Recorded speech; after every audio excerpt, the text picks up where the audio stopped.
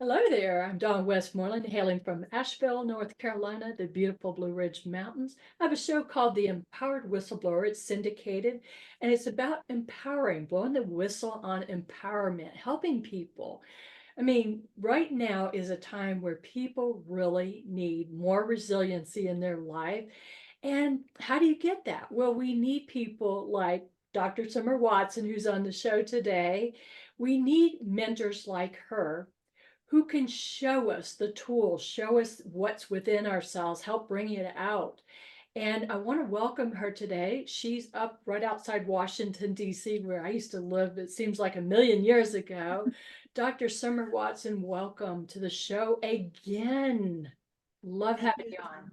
Thank you so much, Don. It's always a pleasure to be here with you. It's always an honor to be asked and to share this place where it's safe and the conversation just flows. So thank you. I so enjoy your show. Oh, thank you so much. And to the listeners, if you've been following, you know, every Tuesday at 9 a.m. Eastern Standard Time Zone, I have my show. And it might be shown a different time or played a different time because it is syndicated with the Pacifica Network. So welcome, welcome. We were talking before the show, Dr. Summer Watson and I, about mentorship. And I know how important it is. I'm now 60 years old as of last month. And I didn't get where I'm at just entirely by myself. I've had some fantastic mentors who have held me accountable, and I've always looked for people that are far ahead of me.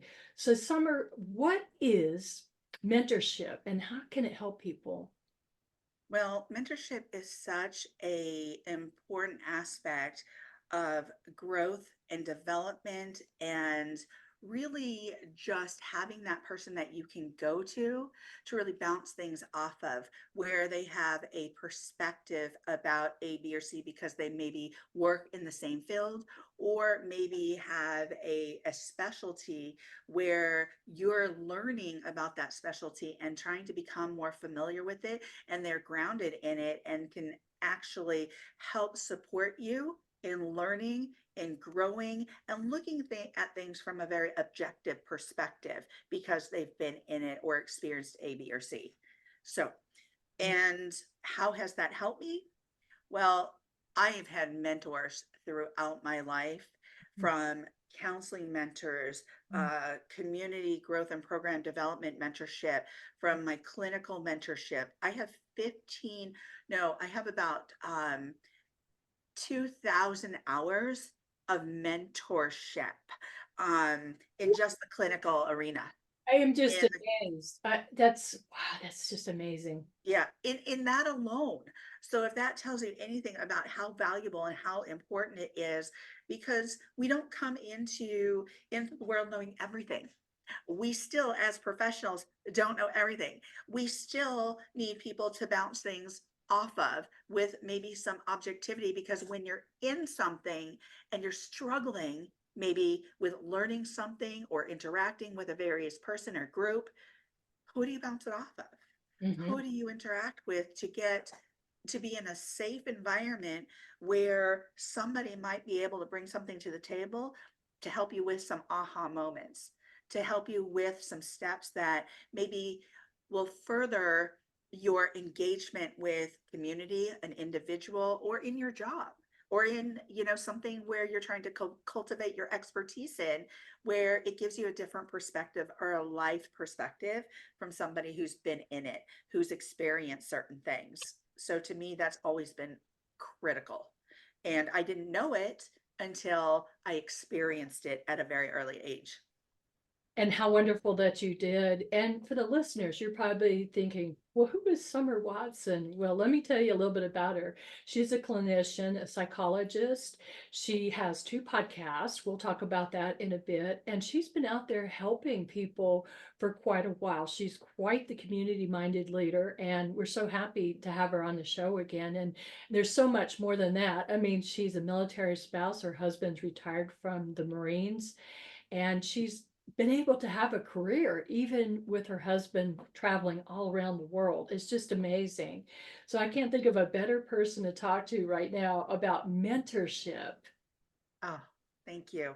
I am excited because when I started out in the field of human services and counseling. I I went to a school, it's called, and I'm going to give kudos to National University in San Diego. The reason I loved going to that school, I went to Berkeley, which was a very traditional brick and mortar school, UC Berkeley. And then for my master's, I went to National University. And for my doctorate, I went to Saybrook University, which is a small private school. But for National, all their instructors, for the most part, worked in the field, in their specific field of expertise.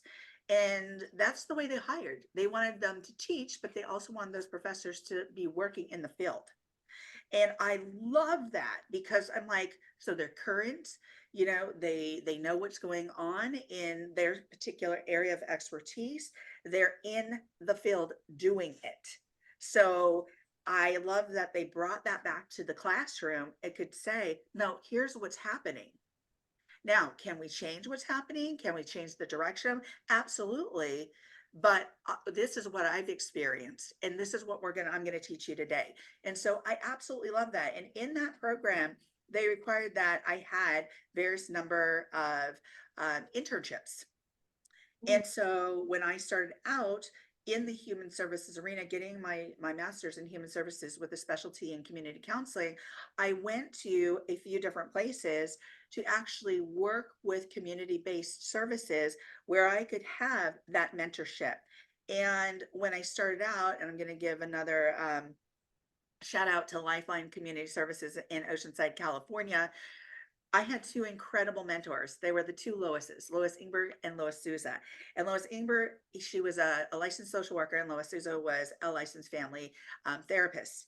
And both of them supervised me. Both of them were mentors to me. And so when I went out and started doing individual and couples and group counseling, Lois Souza would she would mentor me, and I would come back to her saying, how can I do this better? Or, can you help me with a certain practice or a certain theory that I might have more questions about? And she did. And she was always there, always readily available, and always wanted to see me be as successful as I could. And I always felt very safe with these two women, and it was fantastic. So being able to take questions, to take my concerns, to take something that maybe I wanted to grow in, or I wanted to go in a different direction, and to have them help me, that was phenomenal. And then on the other hand, I worked with Lois Ingber, and she taught me more about the theoretical practice that I really come from, which is a humanistic perspective, which was the father of modern psychology, Alfred Adler, developed the humanistic approach. And so she was very, very much an expert in that arena, in that theoretical framework, as well as the practice of it. And so when I would go practicing and applying that theory and that practice, both in counseling and community, she taught me what that looked like. She helped me with the evaluation and the assessment tools to be able to go do that. She helped me when she was helping when we were developing programs in community to bring community to the table to make change. She helped me with the questions that I had, because when you're going into community, you're not just going to bulldoze into the community and say, I'm going to make change. Right. How do you sit at that table, and how are people going to, not just buy into it, but how are they going to be responsive and receptive to the change? You're going to make them part of that change. You're going to ask them what change they see that's a need. Like, what is the needs assessment out there? And you're going to ask those questions, but you're going to create a relationship first. And so that was all, those two women were incredible in my life. And so they're two mentors. I was, the mentee that was green, honestly. And so when I started out in the field of human services and counseling, I needed some assistance. I needed the support. That's amazing because I hear so many stories, Summer, of people who want mentors, but Yeah. they don't get them. And I think of my Air Force career, and I didn't get it really the 20 years I was in, 85 to '05. I think the best mentors were more toward the end. It's interesting. And I remember reaching out, asking people to mentor me, and they were so busy. Can you imagine what it'd be like if everybody had effective, good mentor? What would it Oh, look like? Would we have a more civil world? Would we have a more productive world? What would it look like? yeah. And again, there are a lot of mentorship programs. I mean, you look at the Boys and Girls Club, that's a mentorship program. You look at women in STEM, that's a mentorship program. You look at women in tech, that's a mentorship program. I mean, there's so many out there, and they're specializing in different areas because they know how important mentorship is. They know that it's important to create a community of people who can help support those coming through the ranks, those who need support to, really hone in on their expertise, to ask questions when they are struggling. I've had friends that have worked for different counties that all through their professional career, they were able to choose mentors because the community or of the county had invested in their employees to have mentors because they knew how important it was or it is. So mentorship is so valuable because guess what? I'm not going to be here forever. Me And either. so I want to make sure that I can mentor other folks Mhm. as they come up through the ranks, as they want to learn different things, and also creating those safe spaces where they feel like they can talk and we can have an exchange of ideas, where we could like have that objective exchange of ideas, where people are receptive to those new ideas and that we can learn from one another. Because let me tell you, whenever I've been a mentor or a teacher, my goal is, what can I learn from these students? What can I learn from my mentees? Yes. Yes. Right? Because I want to be a better mentor. So, I thank my mentees and as well because they've helped me view the world from a different lens many times. I get it. And it's amazing how many young people out there have been my mentors and they didn't even know it. And I've told them later and they're like, you? I mean, but you're mature and you have all this wisdom and experience. And I'm like, it's a different world today. And I'm seeing things through your lenses, right? We all have, lenses, but we see things differently. It's amazing. Yeah. Absolutely. Absolutely. You know, I have to mention a third mentor. So when I went to work for the Sacramento County Mental Health Treatment Center, it's the largest lock facility in the state of California. It's a county-based facility. And one of the mentors that I had was Dr. Silas Gully, and he was incredible. And he mentored me for over 1,500 hours. Whoa. And yes, he's doctor of clinical psych. He was just incredible, the amount and the investment of time, energy, effort to Mhm. be able to mentor me for 3 years. And it was pretty incredible. And to be able to sit with me, make time for me when I was working a in a facility that could scare a lot of people because you're dealing with people who are always in crisis and mental health crisis. They probably have maybe many of them have a dual diagnosis. Many of them come in with a medical issue on top of a mental health issue on top of potentially a dual diagnosis of codependency of some sort, or so there was so much to learn. It could scare a lot of people, and everybody that you saw was in crisis. So if you didn't have somebody to bounce that off of, a mentor to bounce that off with, you might become overwhelmed with the level of crisis that you're dealing with every single day. Yeah. So did you learn different things like how to stay grounded, how not to take on other people's problems, to set boundaries, things like that? Is that some of the mentoring that you got from this gentleman, this doctor? It was that. Mhm. It was learning how to write your reports. effectively.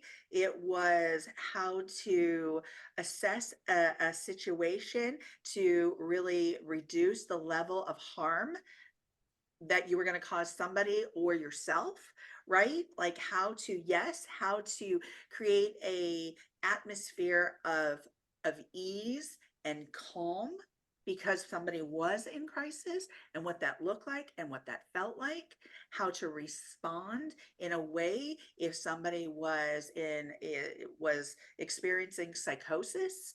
Like, so there was just there were so many things that I learned from my mentor, to include there were other people in that facility as well, but for him to be able to take the time to teach me such critical things when you're dealing with people and interacting with people that are experiencing such a high level of critical and potential trauma was extremely important, because it also made me love the job, want to stay at the job.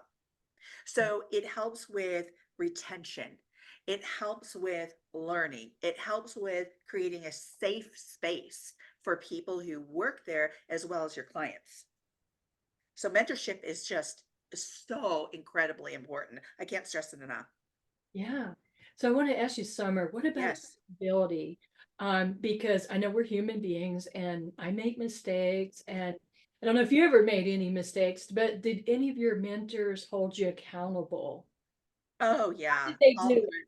I it? mean, I was young coming up through a very interesting occupation, right? Dealing and working with people who were in crisis and people who needed social services. So one time, and I was very, very young, and I was working and doing an internship with the county and with one of the counties in California. And I was really just getting together resources for people who were on who needed welfare and who needed those resources. And so I was young going through the program, and I thought to myself, there were women who would come in with like their nails done, and and different things, and I'm like, well, how can they afford that? I can't afford that. Like, how is that happening, right? And she said, Summer, it's not for you to judge. It's not for you to, you're here to help them without judging. And that was something I took away, and I thought to myself, she's right. And today it kind of brings me to tears, because it's not for me. It wasn't for me to judge. It was a learning lesson. And it's for me to help these people who I have no idea how come their nails are looking beautiful, but maybe that's something they needed. Maybe that added to their mental health and their wellness. Maybe that, whatever it is, but it's Right. not for me to judge. And it's for me to be able to support them with the resource that they need, the resources that they need to help their children, to help their families, to help, to help them function in the world better. Yeah. And I'm glad you're talking about judging, because a lot of us do. And, unconsciously, I think I do. I think we all have biases and you never know. Somebody may have paid for their nails to be done.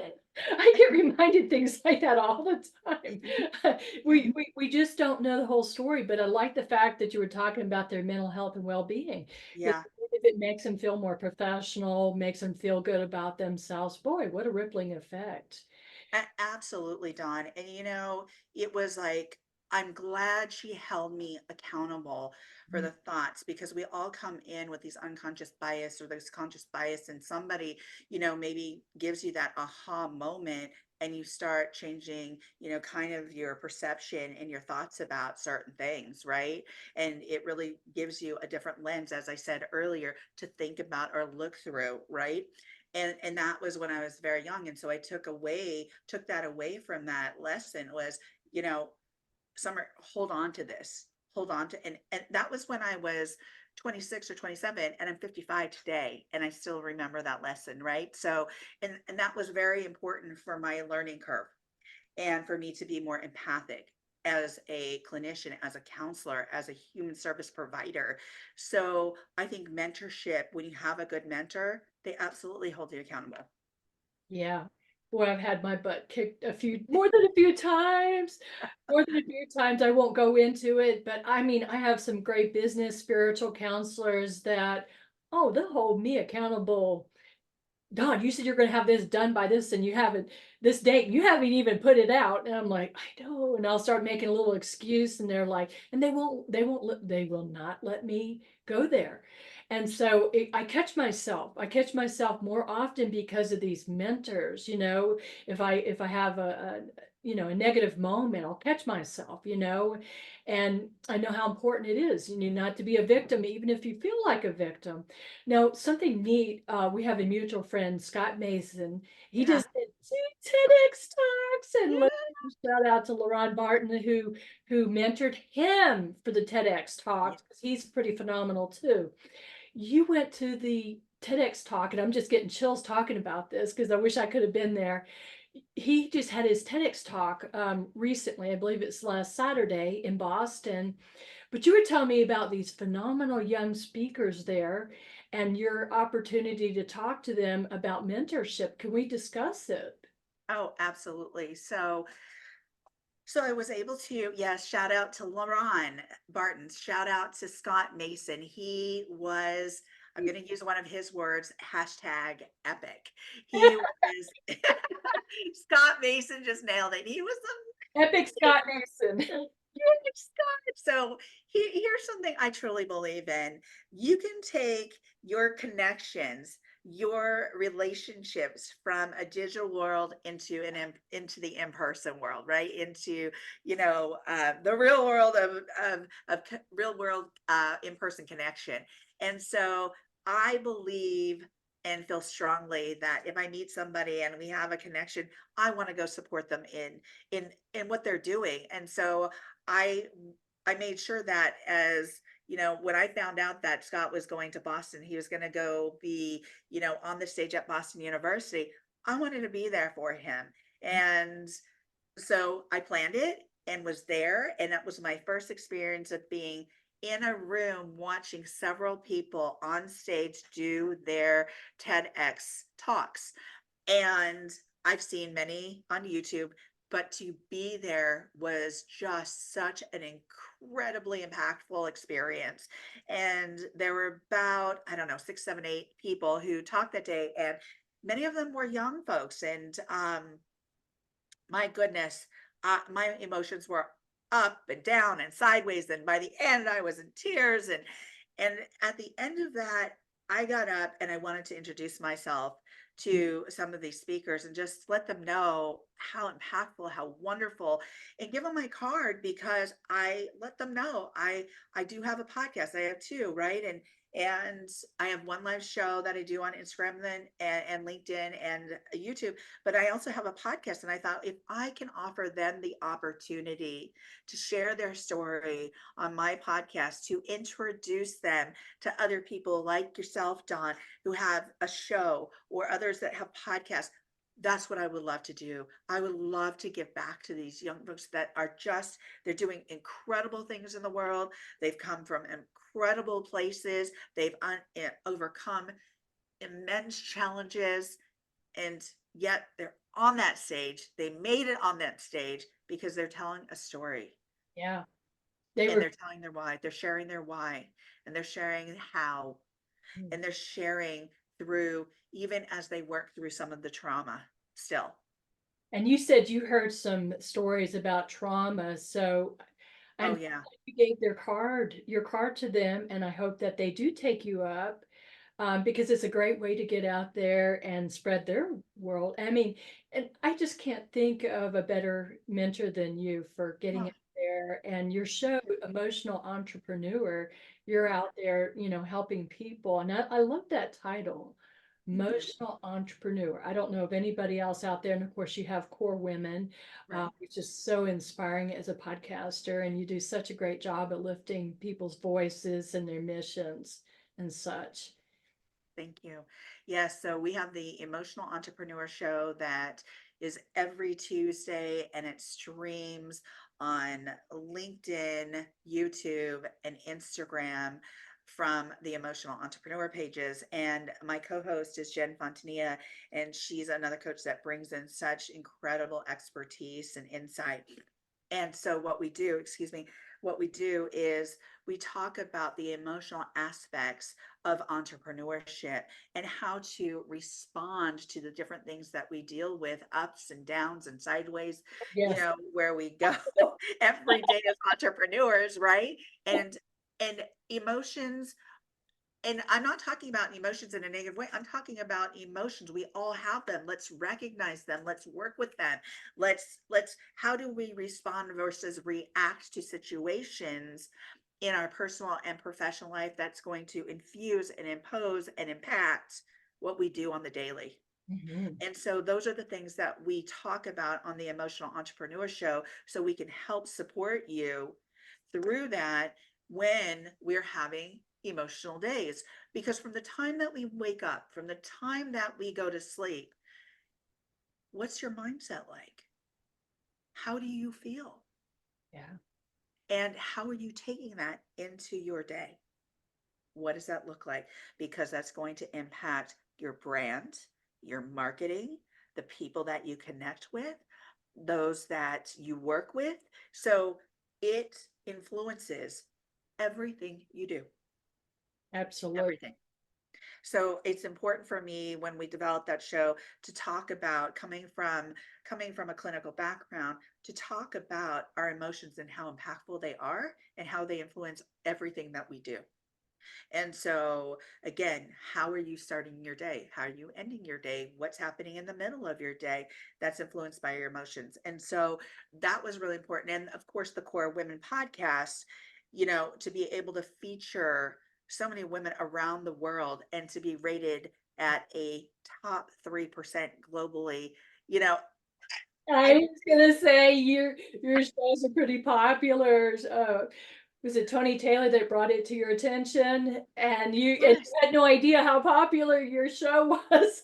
I had no idea. And he said, Summer, hello. Are you checking your analytics? And I said, yes, I'm checking my analytics from my platform that I use the podcast off of, because they give you analytics. He goes, no, you got to check out outside of those analytics. And Mhm. here's some other places. And he goes, you're ranked at the top 3 globally. And I was like, what? I had no Yeah, idea. And what a because that's not what excites me. What excites me is to create a platform that is safe to have discussions, where in conversations where I help other people mm, tell their story. I help other people just have a platform where people can tell their story, they can get it out there, and they can, that story from the personal into the professional. So people start figuring out and finding out about those people that are on the podcast, and then leaning in and showing an interest about what they do because they've learned a little bit about their personal journey. So, absolutely. Well, we're down to less than 2 minutes, and okay. people are wanting to find out how they can reach out to you, Dr. Summer Watson. Yes. And how can they reach out to you? Give us some of your social media information. And you're also an author. You have a book on Amazon. Yes, I do. So here's what I would say. If you want to find out more about me, go to corewomen.com. That's KORE women.com. If you'd like to reach me, I'd love to connect with you on LinkedIn at Summer Watson, MHS PhD on LinkedIn. And then you can also find me on Instagram at Core Women, and also on Facebook at Core Women, but I'm mainly on Instagram and mainly on LinkedIn. So, Amazing. Wow. So, to the listeners, please reach out to Summer Watson. She is such a community leader. You will learn a lot about mentorship. She has great connections too. And I think that's also part of how people succeed is our connections, who we hang out with. If you're looking for mentoring, do you do individual mentoring or are you basically doing a group? we're doing individual, we're doing group, and I'd love for people to jump on our shows, especially the emerging entrepreneur. If you're a woman out there making a change, a shifting how you're doing things in the world, contact me, because I also have the Core Women podcast. And again, that's KORE Women. Awesome.